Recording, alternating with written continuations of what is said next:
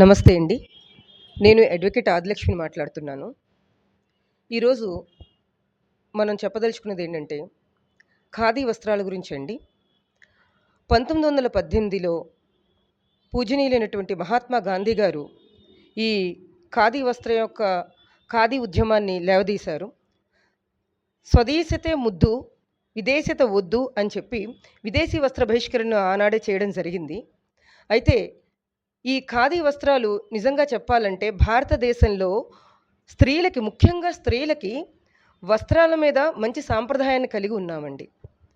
ఖాదీ వస్త్రాల యొక్క ప్రాముఖ్యత ఏంటంటే, వేసవి కాలంలో ఒంటికి చక్కగా హత్తుకొని చల్లదనాన్ని ఇస్తాయి. అదేవిధంగా శీతాకాలంలో ఒంటికి వెచ్చదనాన్ని ఇస్తాయి. ఇంత ప్రాముఖ్యత కలిగినటువంటి ఖాదీ వస్త్రాలు ఈ మధ్యన కనుమరుగవుతున్నాయి.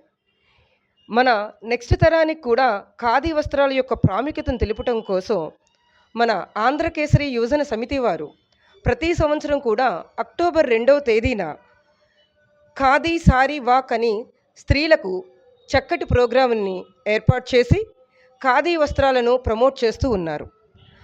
ఈ ఖాదీ అనే మాటకు అర్థం ఏంటంటే, కా అంటే తిండి, ది అంటే ధియా, తిండిని ఇచ్చేది ఖాదీ అని ఆ రోజు మహాత్మా గాంధీ గారు చెప్పారు. అప్పట్లోని పేద మరియు మధ్యతరగతి వర్గంలో ఎవరైతే ఉన్నారో వాళ్ళకి ఇది ఒక జీవనోపాధిగా, ఆర్థిక పరంగా వాళ్ళకు ఒక వెసులుబాటును కలిగించేటటువంటి విధానంగా ఈ ఖాదీ వస్త్రాలయం ఉండేది. ఖాదీ వస్త్రాలను ఈరోజు ప్రతి ఒక్కరూ ధరించాలని ఉన్నప్పటికీ కూడా వాటి యొక్క ఖరీదును చూసి భయపడుతూ ఉన్నారు.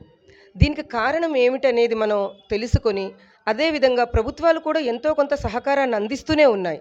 ఇంకా కొంత సహకారం అందించి ఈ చేనేత వస్త్ర కార్మికులకు మనం ఇవ్వగలిగింది ఏంటంటే, మనందరం కూడా ఖాదీ వస్త్రాలను ధరించడం అలవాటు చేసుకొని మన నెక్స్ట్ తరానికి కూడా ఖాదీ వస్త్రాల యొక్క ప్రాముఖ్యతను తెలియచేస్తూ ఉండాలనేది నా కోరిక.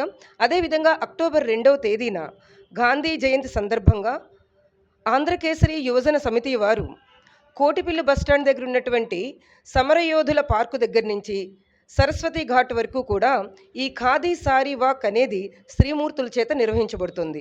దీనిలో నేను కూడా పాల్గొంటున్నాను.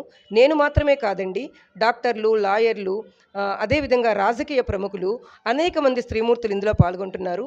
మీరందరూ కూడా విచ్చేసి పాల్గొని ఈ కార్యక్రమాన్ని దిగ్విజయవంతం చేయవలసిందిగా కోరుకుంటున్నాను. జై బోలో భారత్ మాతాకి జై, జై హింద్.